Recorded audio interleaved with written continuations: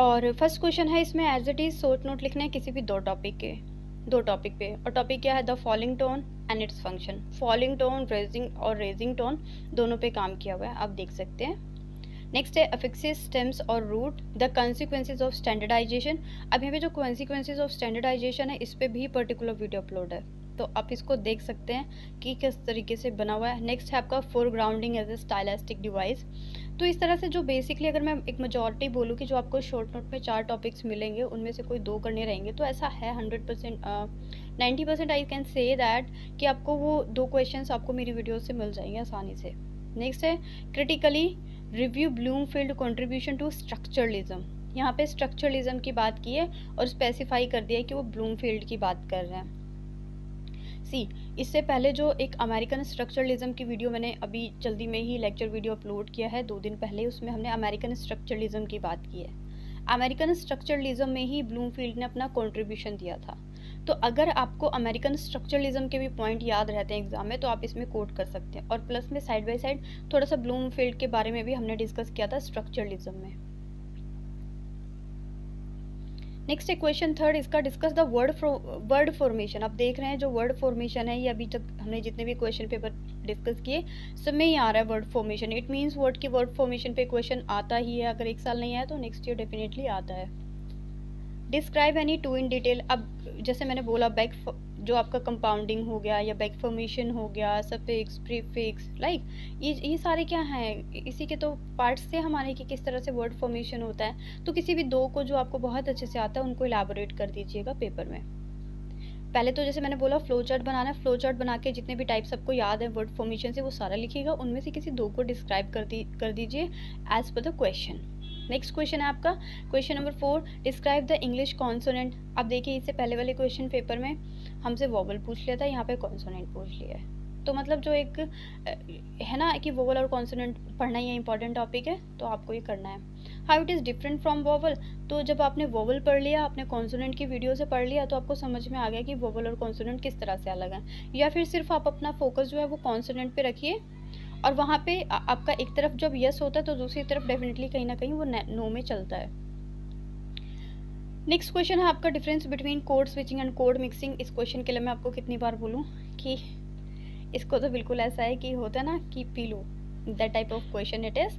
Next question है what are the consequences of bilingualism for language. It is also repeating again and again bilingualism. और इसकी video भी जब मैंने discuss किया था तभी भी मैंने आपको बोला था कि इस टॉपिक को आप अच्छे से पढ़ लीजिए, बिकॉज ये क्या है मोस्ट वांटेड, एक होता है ना कि क्रिमिनल है, इसी तरह से ये मोस्ट वांटेड क्वेश्चन है। Next question is your question number 7, what is speech community and speech community भी एक इम्पॉर्टेंट टॉपिक हो जाता है और इसकी वीडियोस भी आपको मिल जाएंगी। यू कैन से दैट ये जो क्वेश्चन पेपर है क्वेश्चन नंबर 3 से लेके क्वेश्चन नंबर 7 तक जितने भी क्वेश्चंस आए हैं सारी के सारे टॉपिक्स पे वीडियोस अपलोडेड हैं। You can see, you can search from my channel. आप सर्च कर सकते हैं चैनल पे, आप प्लेलिस्ट में विजिट कीजिए तो आपको क्या मिल जाएंगे, सारी वीडियोस मिल जाएंगी। बाइलिंगुअलिज्म क्या होता है, मल्टीलिंगुअलिज्म क्या होता है, स्पीच कम्युनिटी क्या होता है, word formation, vowel and consonant का जो description and classification, code mixing, code switching, ये सारी वीडियोस आपको मिल जाएंगी। मुझे लगता है अब थोड़ा सा आप रिलीफ फील कर रहे होंगे कि पेपर से थोड़ा इजी आने वाला है, बिकॉज अगर आप कंटिन्यू पढ़ रहे हैं मेरे चैनल से तो आप देखेंगे मेजॉरिटी ऑफ द क्वेश्चन है। ऐसा नहीं हो सकता है कि आप एग्जाम में जाएँ और आप कोई क्वेश्चन छोड़ के आएँ। 5 क्वेश्चंस आप बहुत अच्छे तरीके से अटेम्प्ट करके आएंगे अगर आप सीरियसली इस चैनल से पढ़ रहे हैं या फिर आप गाइडेंस को सुन रहे हैं, मान रहे हैं।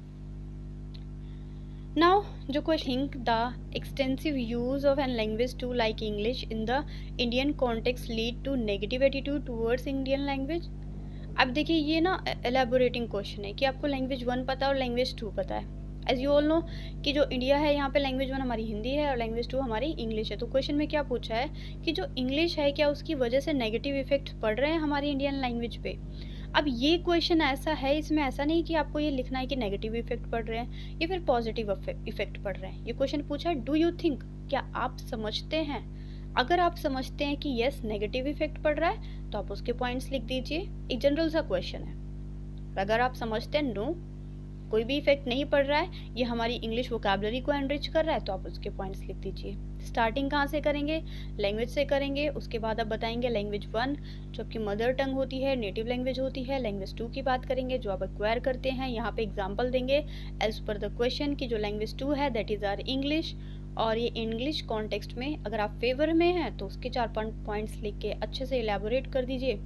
अगर आप इन फेवर में हैं, नो का आंसर देते हैं, तो आप इसके पॉइंट्स इलेबोरेट कर दीजिए। एंड दिस इज़ वही मार्क्स गेनिंग क्वेश्चन। इसमें आपके व्यूज़ आएंगे, आप अपने व्यूज़ को किस तरह से सॉलिड तरीके से प्रेजेंट करते हैं। Your next question is attempt A detail description of the vowels in English. अब इसमें जो हमने एक वीडियो पे काम किया था that the description and classification of vowel, और एक था description and classification of consonant. तो जो हमने description and classification of vowel का वीडियो जो डिस्कस किया था वो कंप्लीट इसमें आ जाएगा। सबसे पहले डिस्कस करेंगे इंग्लिश लैंग्वेज की किस तरह से नावडे यूज़ हो रही है। उसके बाद आप डिस्कस करेंगे as with the help of flow chart कि इसमें क्या होते हैं, वोवल्स होते हैं एंड कॉन्सोनेंट्स होते हैं। After that you will discuss vowels and consonants separately in a definition form by giving examples कि वोवल्स कौन से होते हैं, कॉन्सोनेंट्स कौन से होते हैं। उसके बाद आप क्वेश्चन पे आ जाइए कि जो आपका क्वेश्चन है that is description of the vowel, और उसको पॉइंट्स में लिख दीजिए। नेक्स्ट क्वेश्चन है question number 5। Some people perform better than others in learning a second language, what are the explanation offered the second language learning research. देखिए ये भी एक हम कह सकते हैं कि बहुत जनरल सा क्वेश्चन पूछ लिया गया है आपकी थिंकिंग स्किल को देखते हुए कि आपने लैंग्वेज प्लानिंग पढ़ ली, आपने लैंग्वेज 1 और लैंग्वेज 2 को सीख लिया। तो लैंग्वेज 1 जो है आपका वो तो आपका हो गया नेटिव, लैंग्वेज 2 जो आपने सीखा है। तो जो कुछ लोग होते हैं आपने देखा होगा आपके आसपास, आपके सिबलिंग्स, भाई बहन, आपके फ्रेंड्स जो लैंग्वेज 2 को जल्दी सीखते हैं और कुछ लोग होते हैं उनको टाइम लगता है। तो इसके भी आपको क्या देना है, पॉइंट से दे देना है। Question number 6। Examine the Indians, spelling ठीक कर लीजिएगा इसको बिकॉज इतना सारा लिखा है तो आज थोड़ी सी 1-2 मिस्टेक्स हो गई हैं। Indians of English language giving appropriate example.